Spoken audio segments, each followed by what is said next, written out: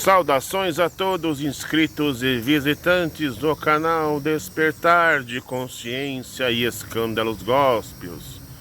Chegamos à parte 31 desta série, está acabando, né? E vamos falar hoje o porquê que o Evangelho, as boas novas do famoso Jesus já foram pregadas a todo mundo, a toda a terra habitada. Bem, se eu não me engano, eu já fiz um vídeo sobre esse assunto aí na série, né? Mas me parece que os cristãos não entenderam, né? Então eu tenho que desenhar para eles, né? Explicar qual a finalidade do trabalho missionário nos dias de hoje, tá? O que move o povo a ir pregar o Evangelho, né? Eu tenho que explicar o que está envolvido, o que está por trás, né? Então, quando você conhece o que está verdadeiramente por trás do trabalho missionário, por exemplo, você acaba descobrindo coisas que do início você não sabia. Entendeu? Então isso se torna o quê? Um mistério. Um mistério, por quê? Aí você vai se perguntar, mas qual o Evangelho de Jesus? Onde eu encontro isso? Em qual denominação? No Espiritismo? Evangelho segundo o Espiritismo? O Evangelho segundo o Protestantismo? O Evangelho segundo o Catolicismo? Ou qual vertente do Protestantismo? Qual ministério? Tem tantos por aí, né? Então a gente precisa desenhar para vocês entenderem, correto? Bem, a nova série já está pronta, né? Já realizei a capinha dela, bonitinho, para poder colocar no vídeo no YouTube. Olha a capinha aí. Nós vamos conhecer nessa nova série os 16 salvadores crucificados no passado. Isso, vamos pegar e voltar ao passado para chegarmos à conclusão que no passado também existiu muita gente aí que foi crucificada, que realizou milagres, que ressuscitou ao terceiro dia,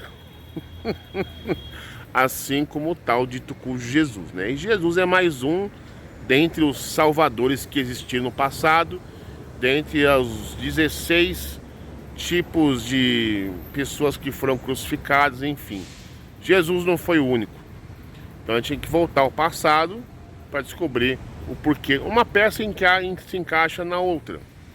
E nessa série a gente vai abordar também sobre questões de Trindade, o Espírito Santo, e tudo será esclarecido e resolvido nessa parte, nessa série nova que está por vir.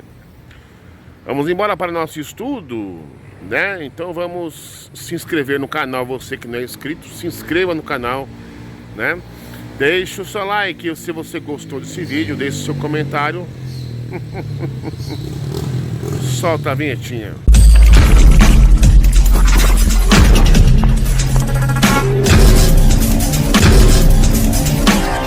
Saudações a todos, vamos iniciar aqui mais um estudo, né? Onde falaremos mais um pouquinho que o tal Evangelho de Jesus já foi pregado em toda a terra habitada, né? E vamos começar com esta imagem na tela, né? Uma pizza representando a Igreja de Jesus Cristo, né? Aí alguém vai pensar, nossa, missário, mas o que tem a ver uma pizza com a Igreja de Jesus? Tem muito a ver. Vocês vão compreender já já, né? Muito bem. Foi predita no Novo Testamento uma coisa chamada apostasia dessa pizza aí, ó, que só ia acabar, né? Essa pizza aí que você está vendo aí, segundo o Novo Testamento, ia acabar. Vamos conferir um texto aí? Bem, agora vamos pegar aqui dois textos referentes a uma suposta apostasia daquela pizza, né, daquela igreja, a igreja primitiva, né? E depois vamos pegar mais alguns textos sobre a restauração, né, para a gente entender esse tal do evangelho aí que Paulo pregou a toda criatura e o que se prega nos dias de hoje, né? 2 Tessalonicenses capítulo 2, versos 3 ao 4. Não vos deixeis enganar de forma alguma por ninguém, porquanto antes daquele dia virá a apostasia e, então, será revelado o homem da iniquidade, o filho da perdição. Aquele que se opõe se exalta acima de tudo, e o que se chama Deus, ou é objeto de adoração, a ponto de se assentar no santuário de Deus, apresentando-se como Deus. Tá vendo? Interessante. 2 Pedro capítulo 2, verso em diante aqui, ó, a destruição dos falsos mestres. Como assim no passado surgirão falsos profetas entre o povo, da mesma forma haverá entre vós falsos mestres, os quais introduzirão dissimuladamente heresias destruidoras, até o cúmulo de enganarem o soberano que os resgatou, atraindo sobre si mesmos repentina destruição.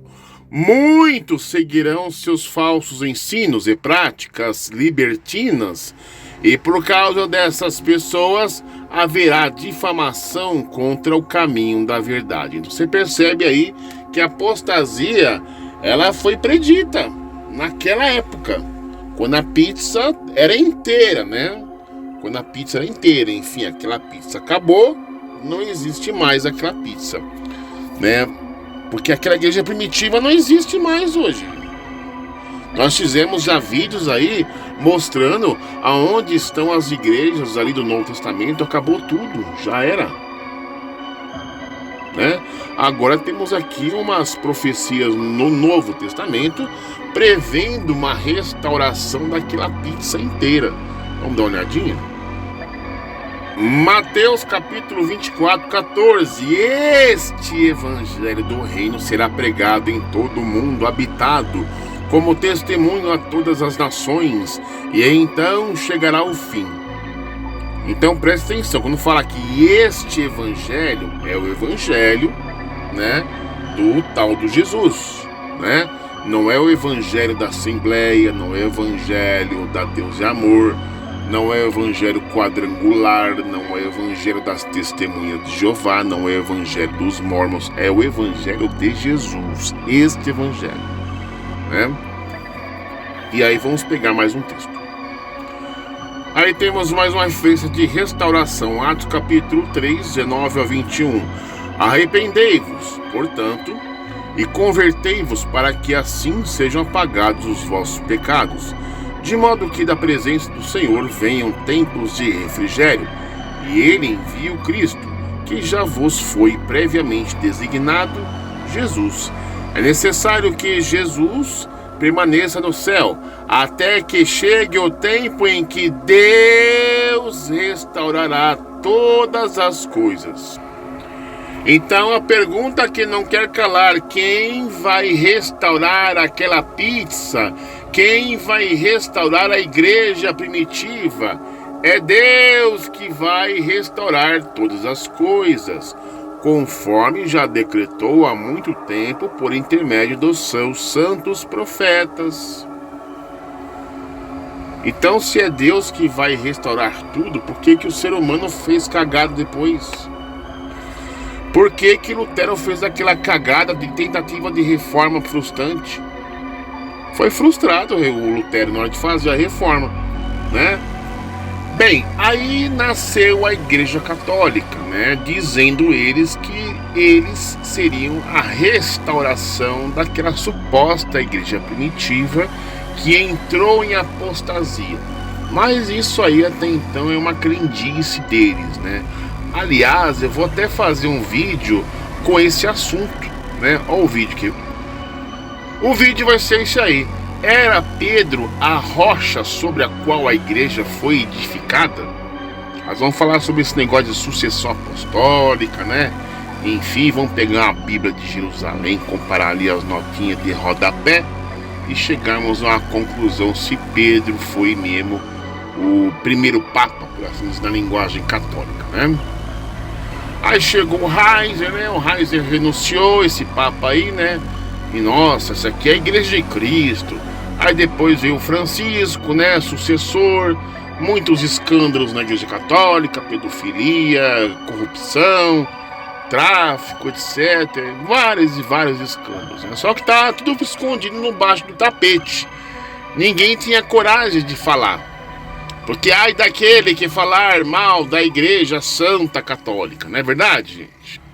Aí chegou um abençoado e que resolveu colocar isso em papel. E vamos pegar agora o que fala sobre esse livro, né? Vamos dar um zoom aqui, para melhorar aqui a leitura.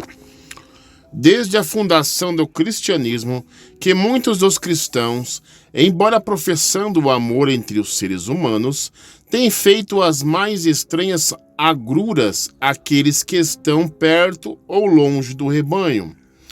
Numa fascinante introdução à história do cristianismo, os autores debruçam-se sobre os seus maiores pecados: a Inquisição, a escravidão, o colonialismo, a pedofilia, o apoio a ditaduras.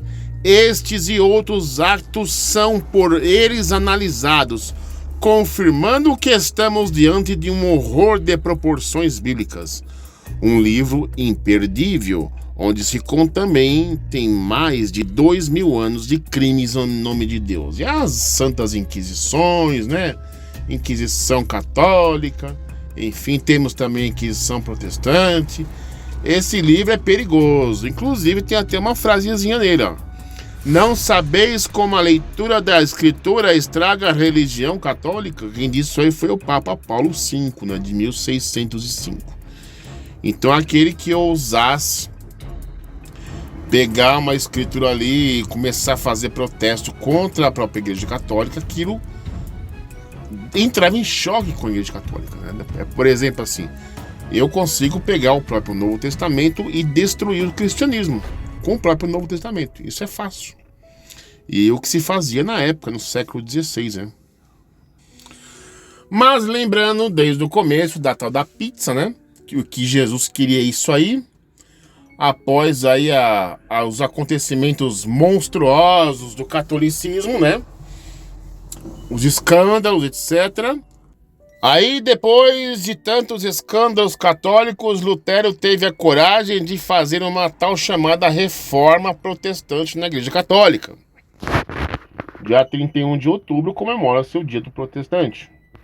E vejamos aqui o que Lutero tentou reformar.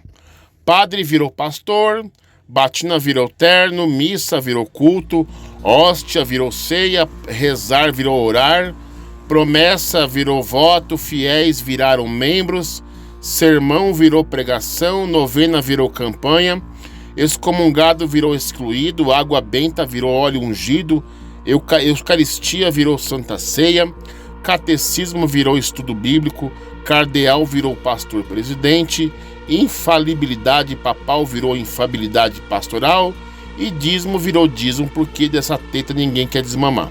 Então, resumindo, Lutero não reformou porcaria nenhuma de cristianismo. Sejamos sinceros, Lutero não reformou nada. Ele só mudou o nome das coisas, mas a função praticamente é a mesma, né? E aí todo mundo percebeu que as coisas que Lutero fez só mudou o nome, né? Padre virou pastor, mas a função é a mesma. Batina virou terno, missa virou culto, dá no mesmo, né? O que aconteceu? Aconteceu mais apostasia. A igreja rachou. A igreja se dividiu. Temos aí aquela pizza que agora se divide em vários pedaços. A verdade daquilo chamado do Espírito Santo, que ele guiaria as pessoas em toda a verdade, seria praticamente uma verdade absoluta. Essa apostasia acabou que rachando o corpo de Cristo no meio, ou em várias partes. Cada parte da pizza simboliza, representa a verdade absoluta do Espírito Santo que revelaria essa tal verdade. Cada um pegou em um pedaço, se dividiu e a verdade de Jesus está espalhada entre as diversas igrejas da cristandade aí. Não está incluído a Igreja de Jesus Cristo dos Santos dos Últimos Dias, no caso os Mormons, as Testemunhas de Jeová, entre outras e outras, né? No caso, isso é um outro tipo de pizza, né? Outro recheio. Mas temos essa aí, ó, para pegar exemplos. Então, por assim dizer, a Assembleia... Deixa eu pegar aqui o mouse. Então, por assim dizer, a Assembleia de Deus, ela não pode se gabar de estar pregando a verdade. Não, ela está pregando uma parte dela. Da mesma coisa se pode dizer na Universal, a Católica, a Luterana, a Adventista, a Metodista, a Batista e a Presbiteriana. Então, cada uma delas, elas pregam uma porcentagem da verdade de Jesus. Seja ela 5%, 10%, 15%, 30%. Você nunca vai encontrar um ministério que pregue 100% da verdade de Jesus. Por quê? Elas querem levar, né, o tal evangelho segundo a denominação. Vocês me entendem? Então, por exemplo, a Universal vai levar missionários da igreja deles, né? O Macedão vai enviar representantes da Igreja Universal aqui de São Paulo, vai levá-los para lá para a África. E vai levar o evangelho de Jesus? Não. Ele vai levar o evangelho de Jesus segundo a Igreja Universal, daquilo que a Igreja Universal entende. Se a Assembleia de Deus levar seus pioneiros lá para um país tal, onde não é evangelizado, eles vão levar o evangelho de Jesus Cristo segundo o assembleanismo. E vai depender da vertente, tá? Porque tem várias vertentes. Então talvez aí seja Assembleia de Deus, Ministério Madureira, tem o Belém, tem Santo Amaro, enfim, tem tantas vertentes da Assembleia aí.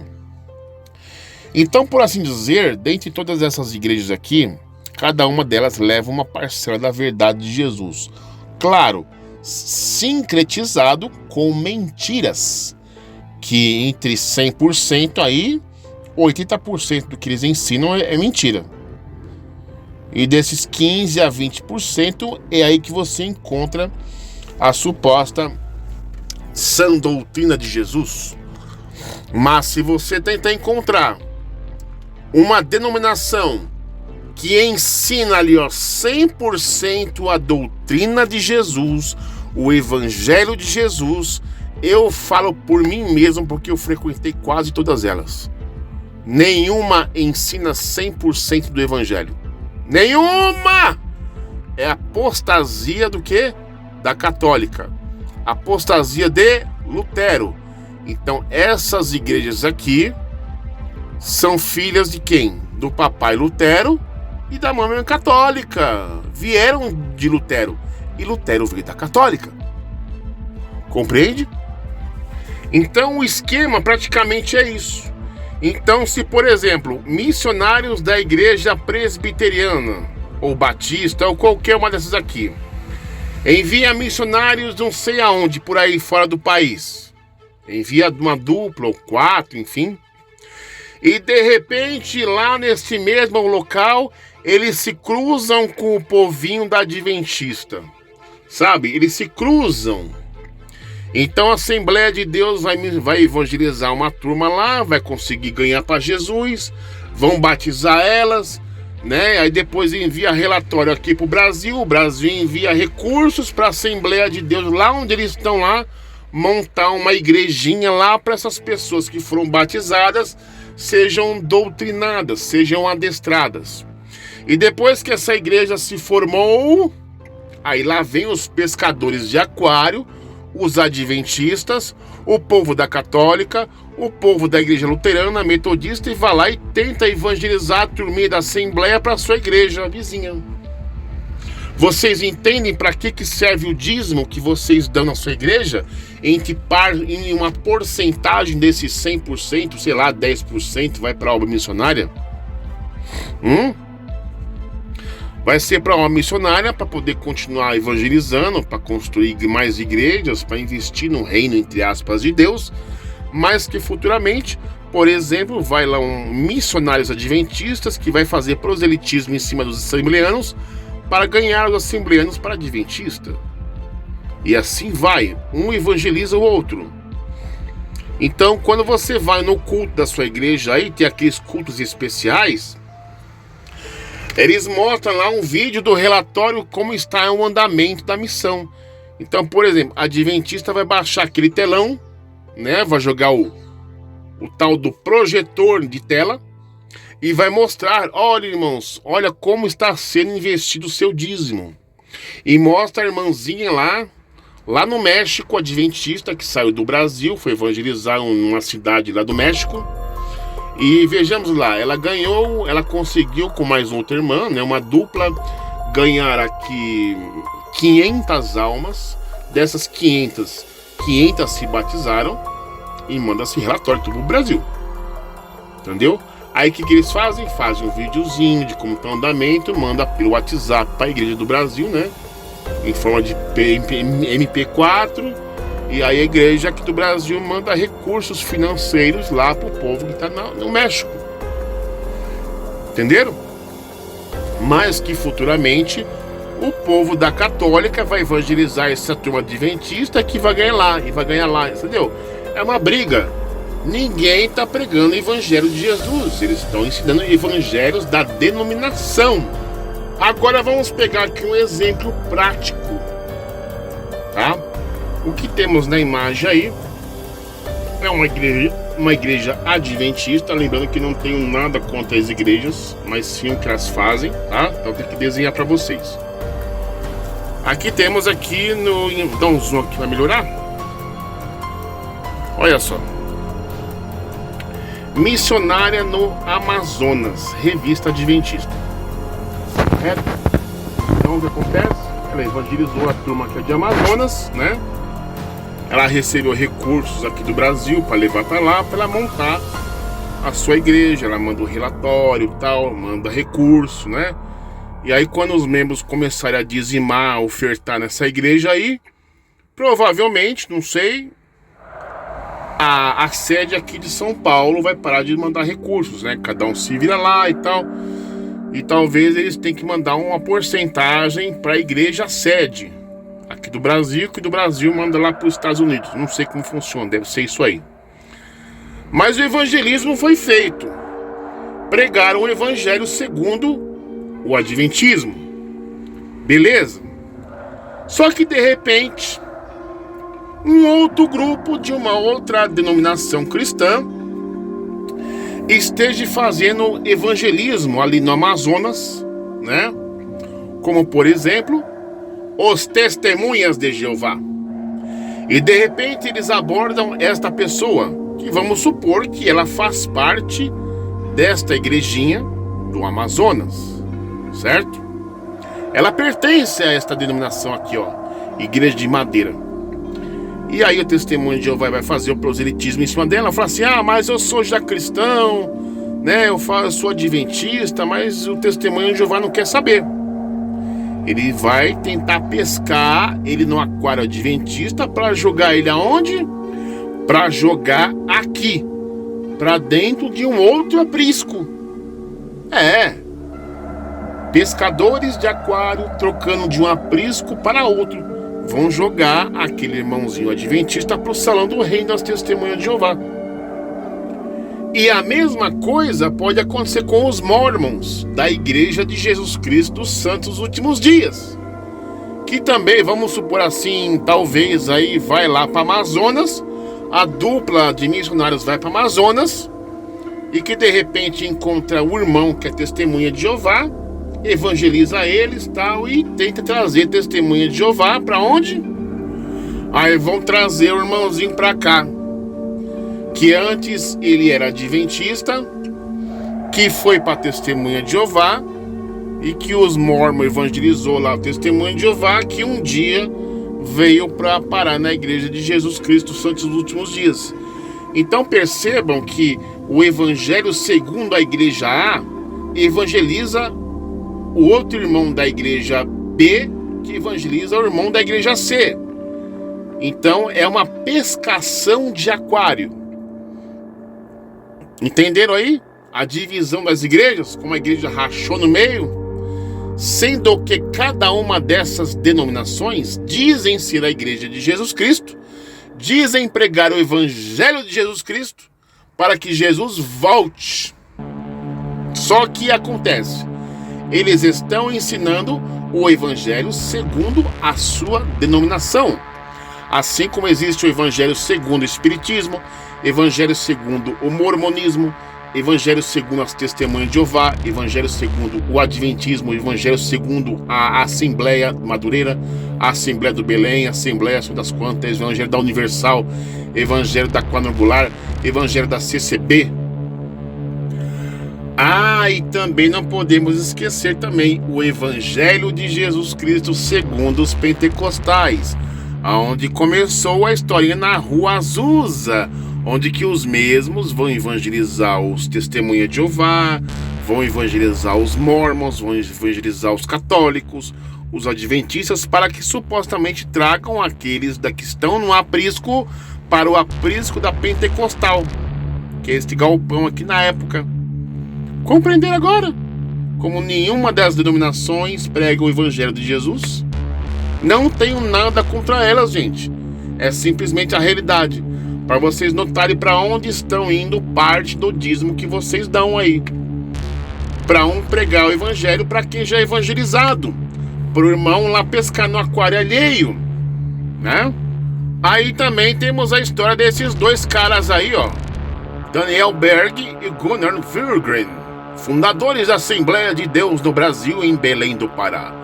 Só que eles são suecos, vieram da Assembleia de Deus de outro país, que não se contentaram, vieram para o Brasil trazer o evangelho de Jesus Cristo segundo a Assembleia de Deus no Belém do Pará, que do Belém do Pará evangeliza o da Universal e que evangeliza outras igrejas e outras seitas e heresias, e cada um pesca na cara do outro. O ser humano é visto com um cifrão na cara, gente. Então, se for depender dessas supostas denominações pregarem o evangelho para a volta de Jesus, Jesus não volta nunca, porque eles estão pregando o evangelho denominacional e não o evangelho de Jesus. Esta frase é muito interessante. O povo venera mais Paulo do que Jesus. E se denominação fosse boa, eu, Paulo e os meus irmãos apóstolos tínhamos fundado uma, você não acha? Me mostre aí a igreja que Paulo fundou. Mostre-me a igreja que Pedro fundou, se não ser a católica. Mostre uma igreja de Mateus, Marcos, Lucas, João, Felipe, João do Apocalipse. Cadê os ministérios deles? Não tem. Então para que frequentar esses ministérios, gente? Uma frase interessante também: mestre, é verdade que os evangélicos amam o próximo? Aí o mestre fala: somente se o próximo também for evangélico. Só isso, mestre? Não, o próximo também tem que ser da mesma denominação. Infelizmente, isso é uma triste realidade. Este meme é muito engraçado. Na teoria, amai os vossos inimigos, ide por todo mundo e pregai o evangelho. Mas na realidade é o seguinte: odeiem e ofendam aqueles que pensam diferente de vocês. Ide por todo mundo e se comporte como um bando de idiotas.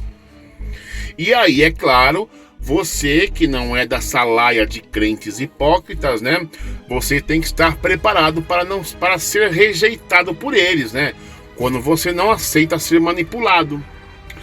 Também eu mostro este meme também da prostituição.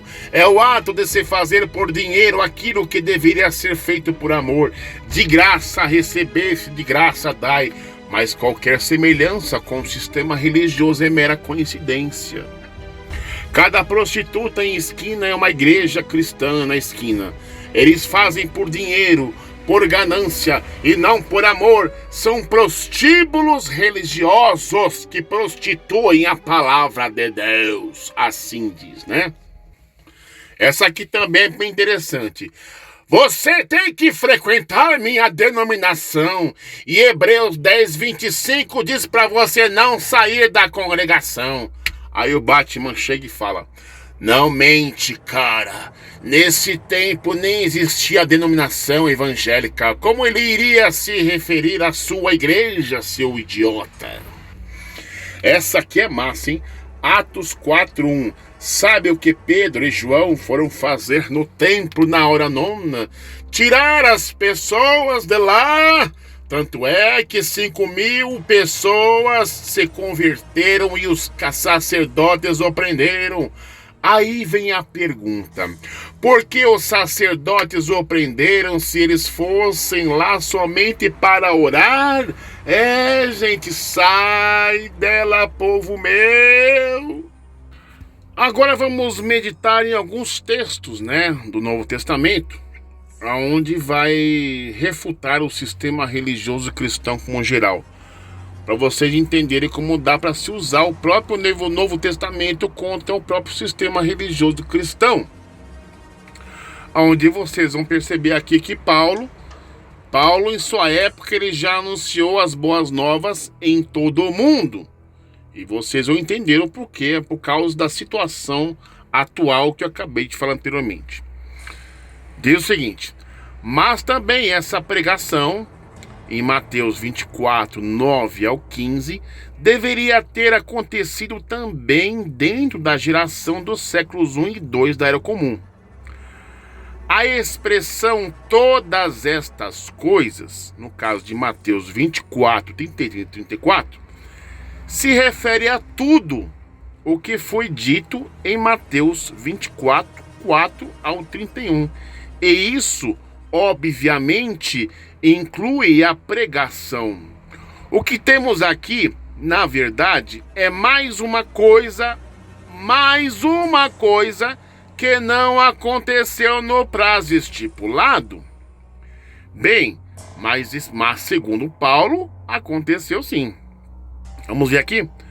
Colossenses capítulo 1, verso 56 em diante. A palavra da verdade do Evangelho, que já chegou a vós, como também está em todo o mundo. Todo o mundo.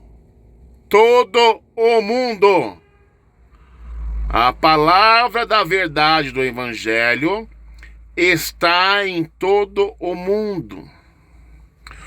Colossenses capítulo 1, verso 23. O Evangelho que tendes ouvido, o qual foi pregado a toda criatura que há debaixo do céu, e do qual eu, Paulo, estou feito ministro. Segundo Paulo, a pregação em todo o mundo, entre aspas, já aconteceu. Se nos basearmos nele, a pregação não constitui algo que esteja atrasando a volta de Jesus. Então, em outras palavras, meus caros telespectadores, quem realmente pregou as boas novas de Jesus a todo mundo foi Paulo. Tá vendo aqui, ó? A palavra da verdade está em todo o mundo. Mas Jesus não voltou em sua época, mas somente ele foi capaz de levar a palavra de Jesus em todo o mundo.